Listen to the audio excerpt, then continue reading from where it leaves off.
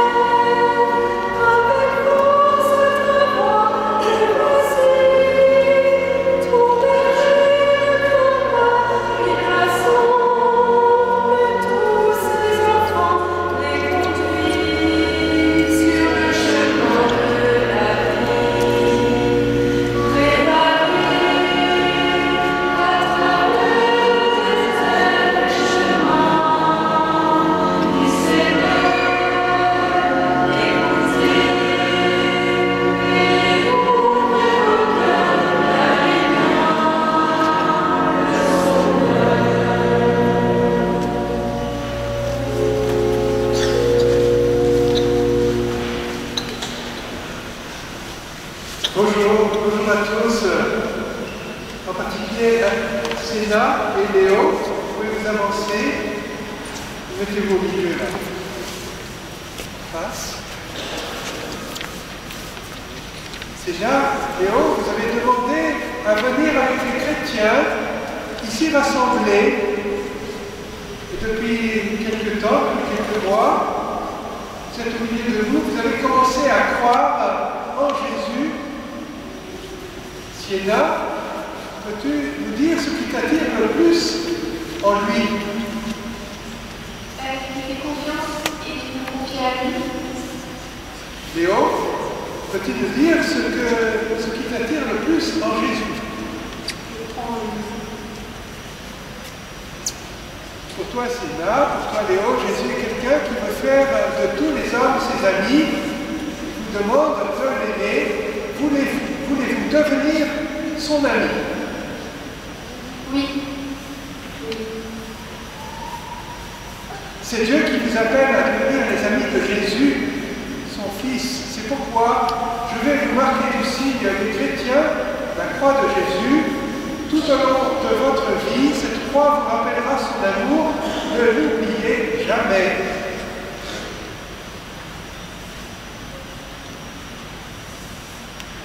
C'est là, Léo, quand nous avons tracé la croix sur votre front, c'est Dieu lui-même qui vous marquait dans votre cœur.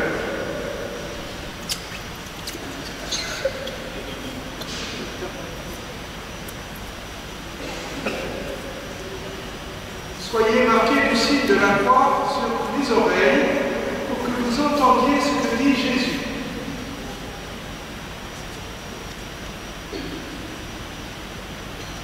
Soyez marqués du signe de la croix sur les yeux pour que vous voyez ce que fait Jésus. Soyez marqués du signe de la croix sur votre cœur pour que vous sachiez accueillir Jésus dans votre cœur. Soyez marqués du signe de la croix sur les épaules pour que vous ayez en vous la force de Jésus. Je vous marque tout entier du signe de la croix, au nom du Père, du Fils et du Saint-Esprit, pour que vous viviez avec Jésus maintenant pour les siècles des siècles. Amen. Et maintenant, nous qui portons le nom de chrétiens, faisons tous ensemble le signe de la croix. Au nom du Père et du Fils et du Saint-Esprit. Amen. Le Seigneur soit avec vous. Et avec votre esprit.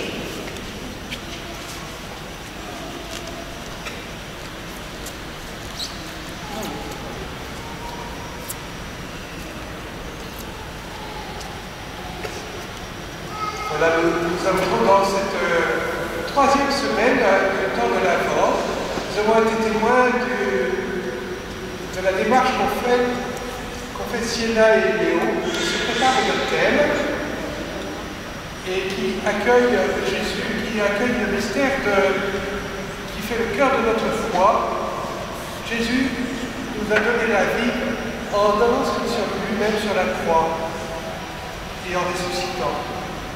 Et c'est lorsque nous prononçons au nom du Père, du Fils et du Saint-Esprit, nous confessons par le Amen de toute l'Assemblée que Dieu est véritablement présent et que le Père, le Fils et le Saint-Esprit agissent ensemble dans cette célébration, dans cette œuvre de salut, dans ce moment qui est l'Eucharistie. Entrons dès maintenant, en nous recueillant quelques secondes, dans cette Eucharistie, en priant le Seigneur de purifier nos cœurs. Nous écouterons Jean-Baptiste dans l'Évangile nous exhorter à cette conversion du cœur pour mieux accueillir le Seigneur. Amen.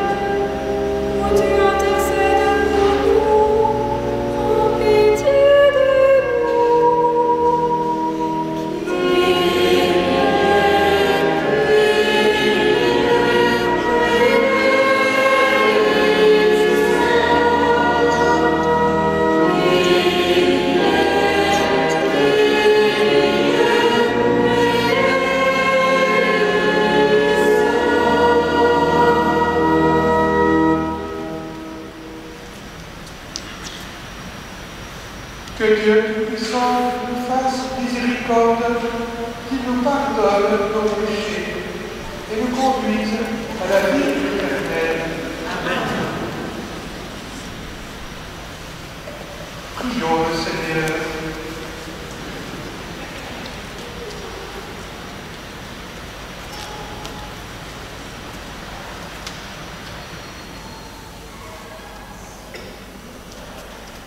Tu le vois, Seigneur Dieu, ton peuple attend avec foi la fête de la naissance de ton Fils.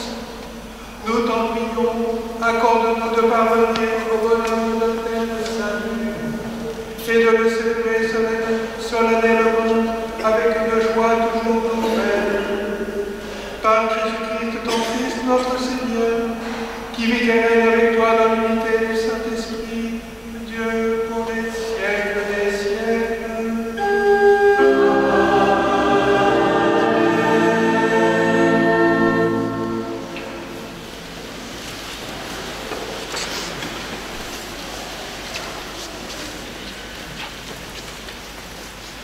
Les enfants de tout en septembre sont invités à nous rejoindre pour voir notre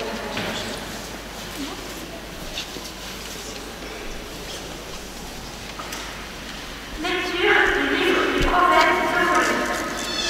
Pousse des cris de joie, fille de Sion, et passe en levassement d'Israël. Réjouis-toi, tout mon cœur, rempli de joie, fille de Jérusalem. Le Seigneur a levé les sentences qui pesaient sur toi. Il a écarté la guérison. Le roi d'Israël, le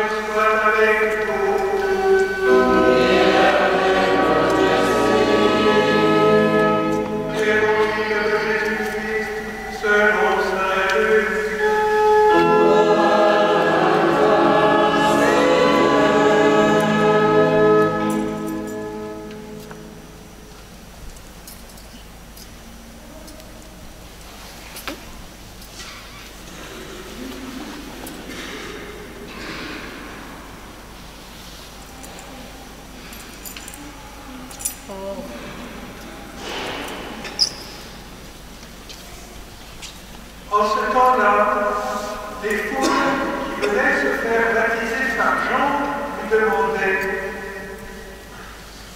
« Que devons-nous faire ?» Jean leur répondait « Celui qui a 2 vêtements, qu'il partage avec celui qui n'en a pas. Et celui qui a de quoi manger, qu'il fasse de même. »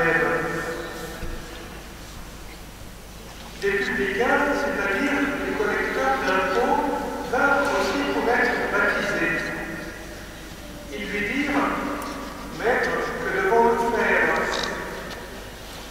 Il leur répondit « N'exigez rien de plus que ce qui nous est fixé. » Les soldats lui demandaient à leur tour « Et nous, que devons-nous faire ?»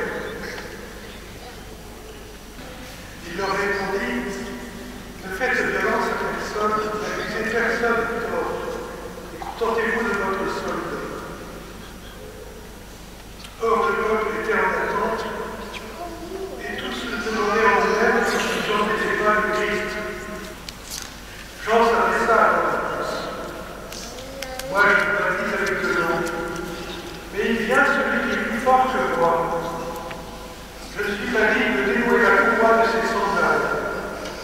Lui vous baptisera dans l'Esprit Saint et le feu. Il tient à la table à l'année pour nettoyer son verre à battre le gré, et il amassera le grain dans son grenier. Quant à la paille, il la brûlera au feu qui ne s'éteindra pas. Par beaucoup d'autres exhortations encore, il annonçait au peuple la bonne nouvelle. Acclamons la parole de Dieu.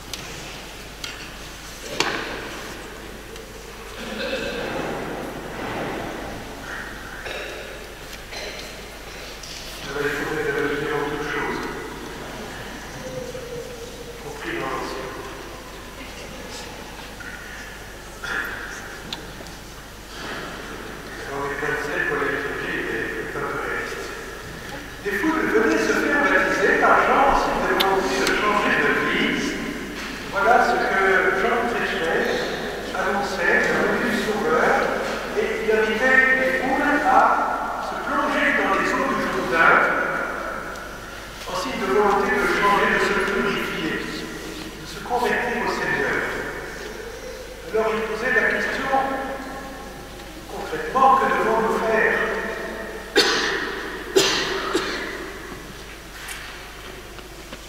Les autres qui désirent se convertir posent cette question. Les gens répondent à chacun de manière appropriée, aux publicains d'une façon, aux soldats d'une autre, chaque corps de métier. Et c'est bien concret. Cette question va être posée aussi par contre une foule qui vient d'entendre la bonne nouvelle de la résurrection. C'est le même Luc dans les Actes qui nous rapporte cette question de la foule.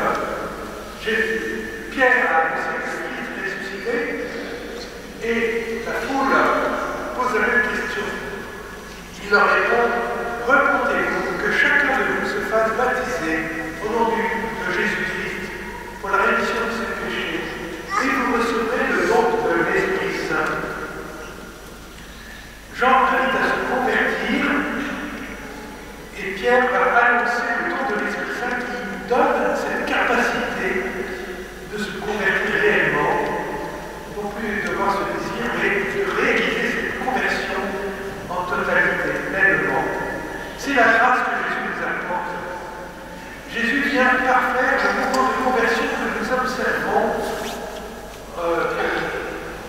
que nous avançons en observant la loi, en tentant d'observer les commandements du Seigneur, les commandements, ces chemins de vie que Dieu avait donnés à Moïse, déjà. Avec l'Esprit Saint reçu de Jésus, nous avons cette force d'observer la loi par l'amour de Dieu. Voilà ce que le Seigneur réalise. Voilà ce que Jean annonce, ce que Jésus va donner de réaliser.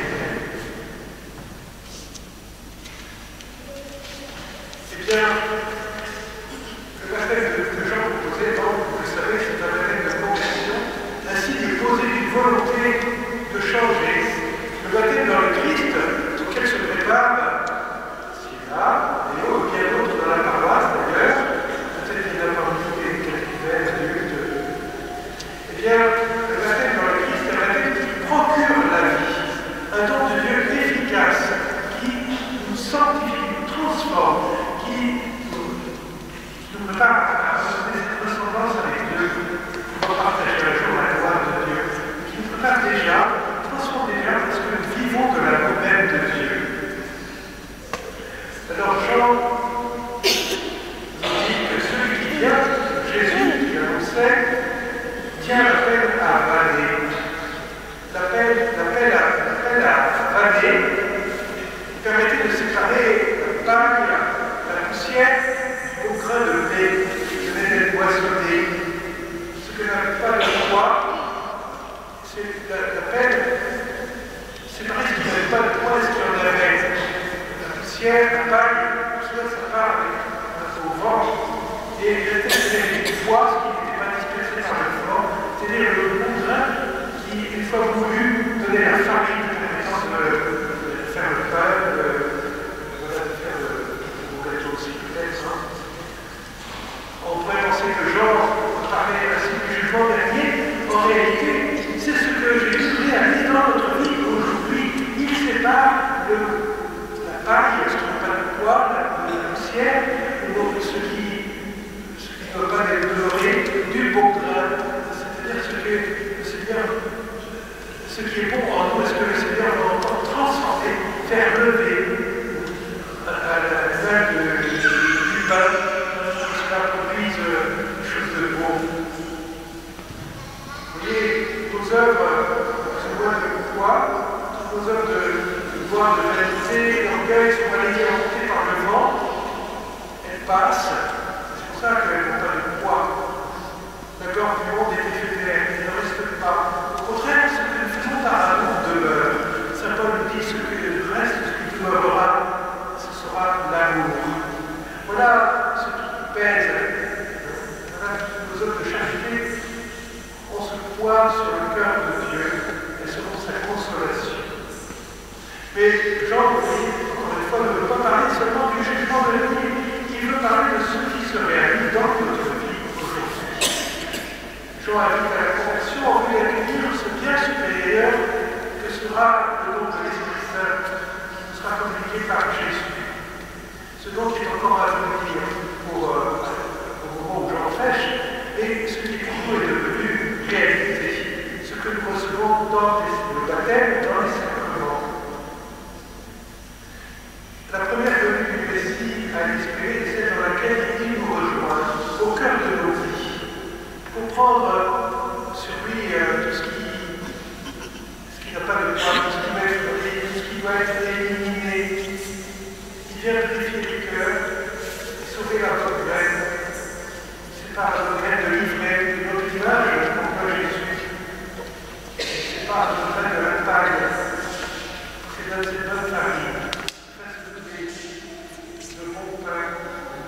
grâce que Jésus nous donne aujourd'hui, ce sont les dons de l'Esprit Saint qui nous libèrent de nos mauvaises consciences, de tout ce qui doit disparaître. Comment pouvons-nous disposer nos cœurs de l'histoire de la lumière de Christ aujourd'hui? Au début du carême, nous posions la question, mais qu'est-ce que nous avons donné plus de place à Jésus dans notre vie? Nous rappelons en particulier ce dimanche du futur Christ roi, qui est davantage roi dans notre cœur que la lumière. Alors, que devons-nous faire nous aussi? Je ne vais pas répondre à la manière de Jean à chacun de vous, parce que vous êtes représentés certainement une multitude de métiers différents. Je ne vais pas pouvoir donner une parole à chacun, surtout que je ne connais pas votre métier, je parle de l'un. Mais je crois que nous pouvons faire tous, eh bien, c'est nous engager à donner plus de place à Jésus, donner plus de vie à l'amour de Dieu en nous, accueillir les dons de l'Esprit Saint qui purifie et élève ce qu'on appelle nos vertus cardinales. Vous savez, ce sont les vertus charnières qui nous permettent d'avoir une vie vertueuse. Vous vous souvenez, la prudence, la force, la justice, la tempérance. C'est un petit peu ce qui guide notre vie, qui nous aide à ne pas nous laisser esclaves de nos passions, de nos penchants mauvais, et au contraire construire notre vie et nous permettre de demeurer dans l'amour de Dieu.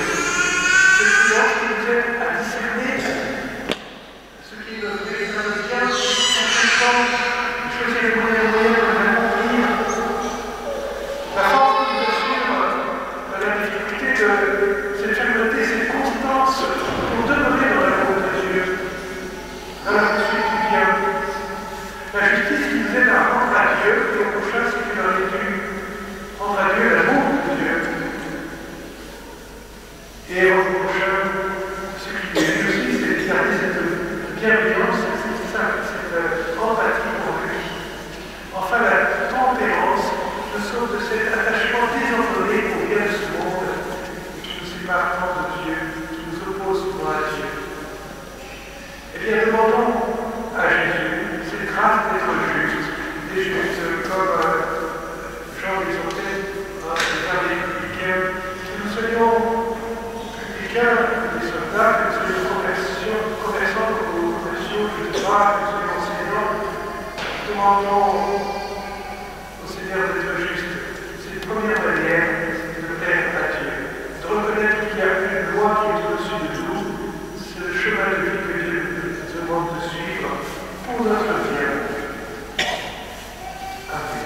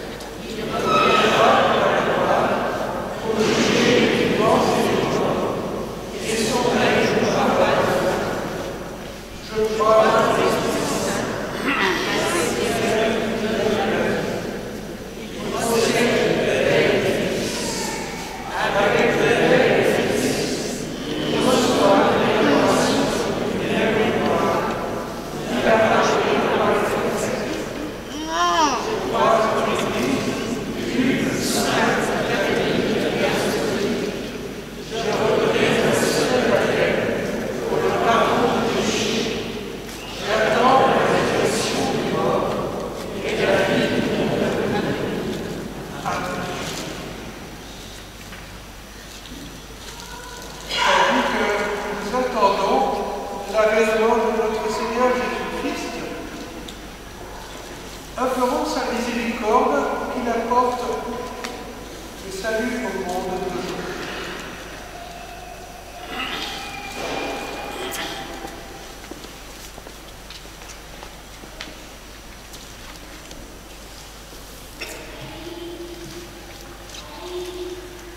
Seigneur, en ce troisième dimanche de l'Avent, ton Église est invitée à se réjouir. Nous te présentons tous les baptisés, qui laissent éclater leur joie. Que tes serviteurs soient dans la confiance, l'espérance, l'action de grâce, dans l'attente de ton avènement. Viens Seigneur Jésus, nous t'attendons.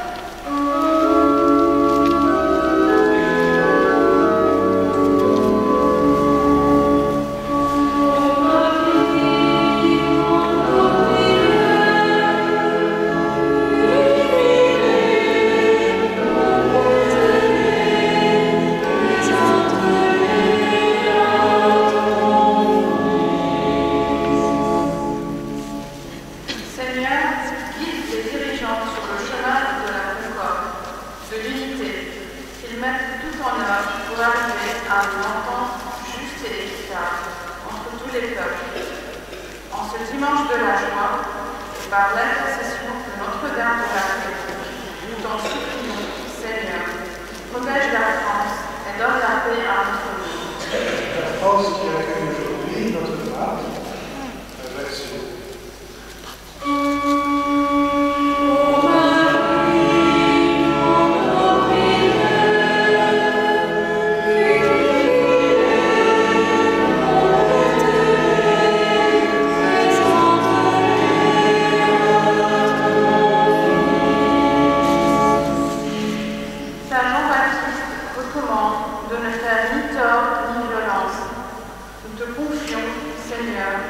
Les victimes d'injustice, de violence, ainsi que les familles en difficulté, que les plus faibles et les plus petits soient respectés et entourés.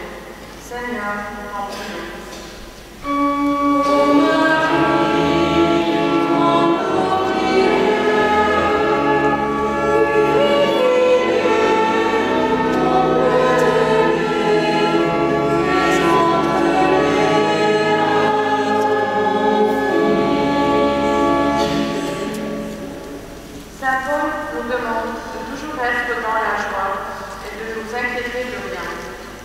Aide-nous, Seigneur, à toujours garder confiance en ton amour et miséricorde.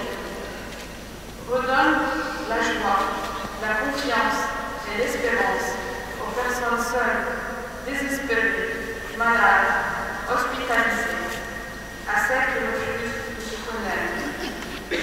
Accorde-nous d'annoncer dans la joie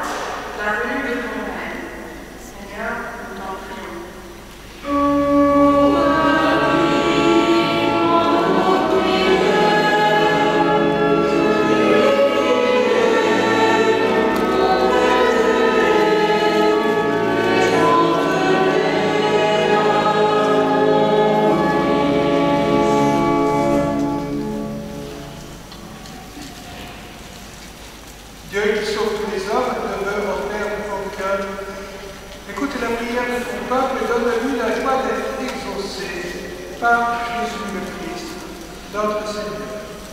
Amen.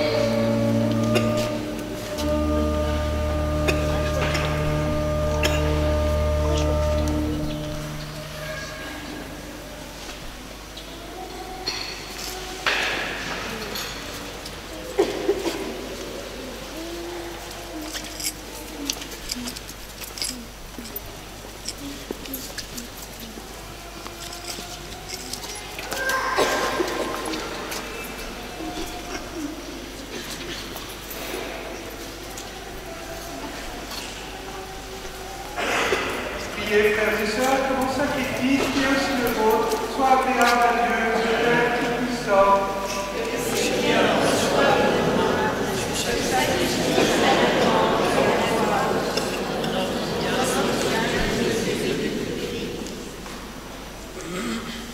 Nous t'en prions, Seigneur, accorde-nous de t'offrir toujours ce sacrifice d'un cœur généreux, qui réalise le mystère sacré que tu as institué, et opère en nous ton salut avec puissance, par le Christ notre Seigneur.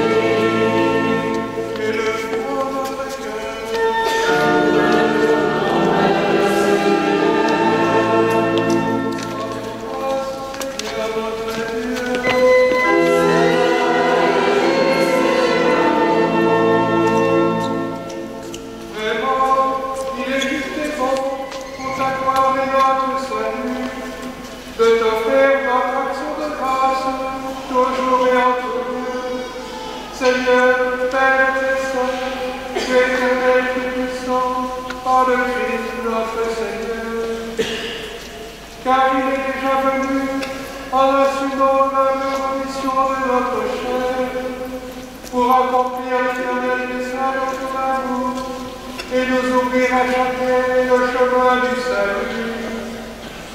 Il viendra de nouveau, revêtu de sa gloire, afin que nous possédions dans la pleine lumière les biens que tu nous as promis et que nous attendons en venant dans la foi. C'est pourquoi, avec les anges et les apôtres, avec les puissances d'ange et tous les esprits bienheureux, nous chantons l'hymne de ta gloire et sans frein nous proclamons.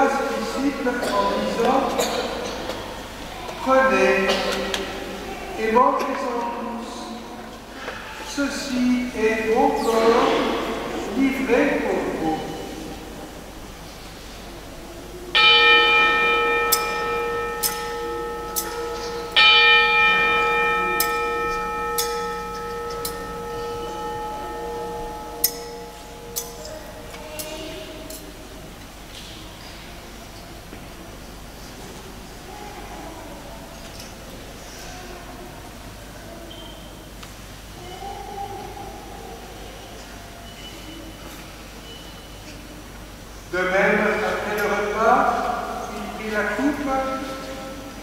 De nouveau, il rendit grâce et la donna à ses disciples en disant « Prenez et buvez-en tous, car ceci est la coupe de mon sang, le sang de l'alliance nouvelle et éternelle, qui sera versé pour vous et pour la multitude en rémission des péchés. Vous ferez cela en mémoire de moi. »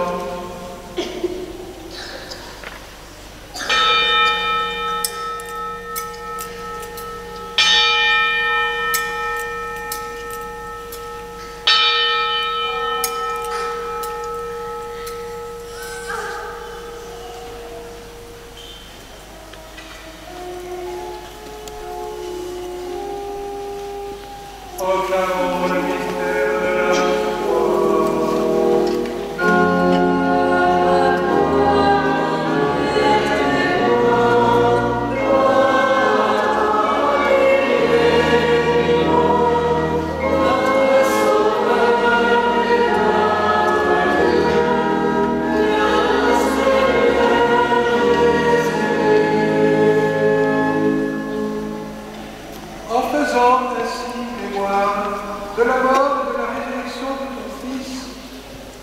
Nous t'offrons, Seigneur, le pain de la vie et la coupe du salut, et nous te rendons grâce, car tu nous as estimés dignes de nous tenir devant toi pour te servir.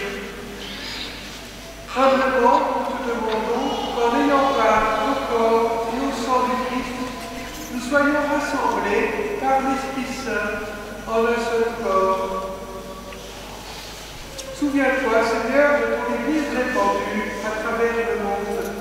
Fais-la grandir dans ta charité en union avec notre pape, François, notre évêque, Benoît, et tous les évêques, les prêtres et les diacres. Souviens-toi aussi de nos frères et sœurs qui se sont endormis dans l'espérance de la résurrection, et des femmes et familles Marconnet, Burger et Gilles Manet. Et souviens-toi de ta miséricorde de tous les défunts. Souviens-toi aussi de ceux qui nous occupaient cette semaine, Philippe Langagne, Jacques Collard, Paul Franville.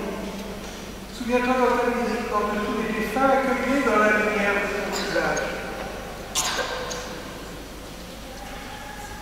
Sur nous tous, enfin, nous implorons ta bonté. Permet qu'avec la Vierge Marie, la bienheureuse Mère de Dieu, avec Saint Joseph, son époux, les apôtres et tous les saints qui ont fait la joie au long des âges, nous ayons part à la vie éternelle et que nous chantions ta louange et ta gloire par ton Fils Jésus le Christ. Avec lui et en lui, à toi, Dieu le Père Tout-Puissant, dans l'unité du Saint-Esprit, tout honneur et toute gloire, pour les siècles des siècles.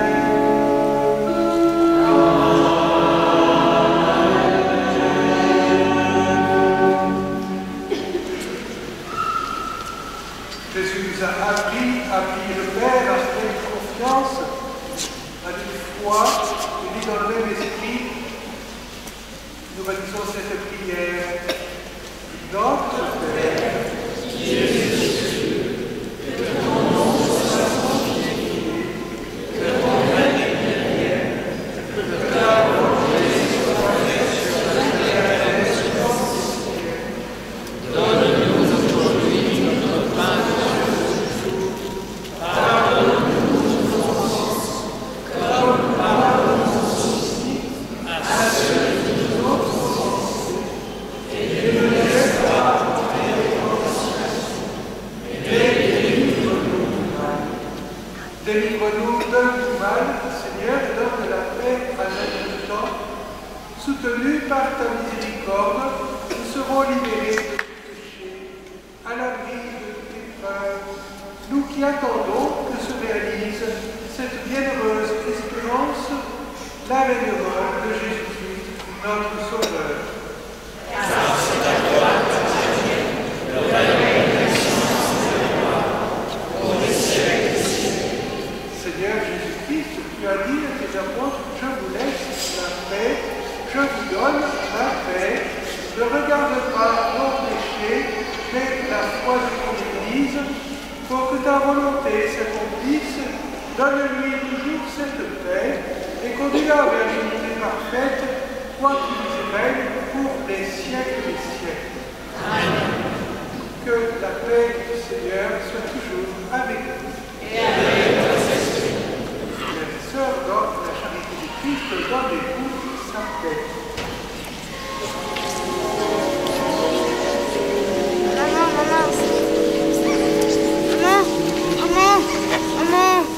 C'est du Christ.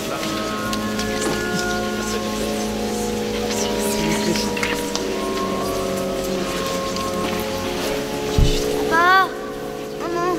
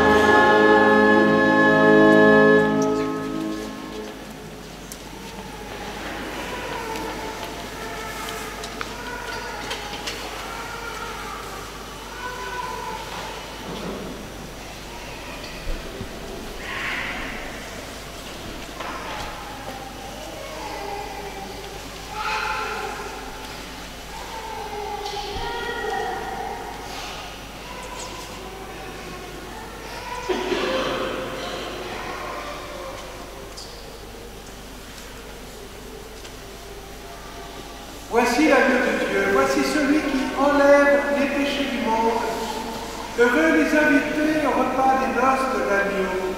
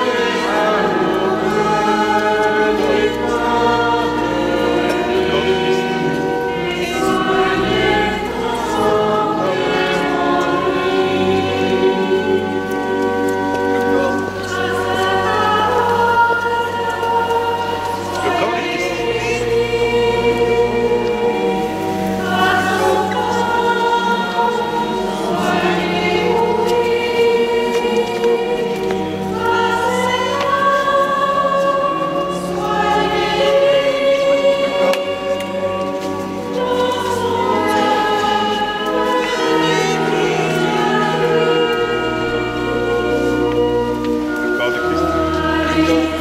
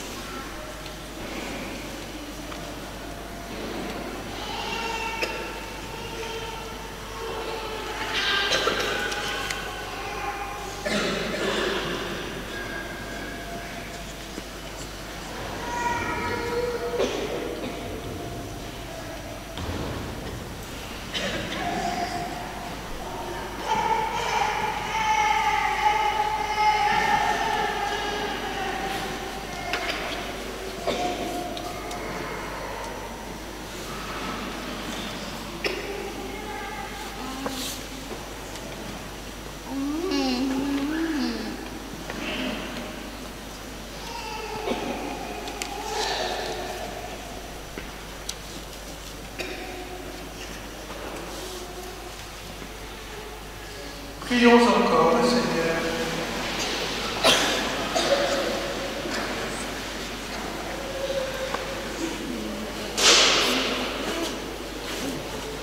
Nous implorons, Seigneur, ta bonté, que ce réconfort divin nous délivre de nos penchants mauvais et nous prépare aux fêtes qui approchent par le Christ notre Seigneur. Quelques annonces, ce ne sera pas long. Si vous n'avez pas encore noté les horaires des messes de Noël, du Bouddha aussi, bien, en page 3, vous avez tous les détails sur la Bible. Et puis il y a deux choses pour cette semaine. Mercredi 18 à 20h30, nous sommes invités à un temps de prière, de louange dans la chapelle du Sacré-Cœur. Donc 20h30 à la chapelle du Sacré-Cœur, mercredi 18. Et puis la deuxième chose, c'est que vous savez peut-être, il y en a parmi vous qui vont là-bas, Saint-Côme a dû ouvrir la couverture parce que les dégâts, c'était réparé normalement. Les échafaudages devraient être enlevés à partir de demain. Alors, nous réunissons tous les volontaires pour un temps de nettoyage, le samedi prochain, 21, à partir de 9h30 jusqu'à midi. Et il y aura un temps fraternel et il y aura de la bière. Nous accueillons la bénédiction du Seigneur. Bénédiction solennelle pour persévérer dans ce chemin de conversion jusqu'à Noël. Le Seigneur soit avec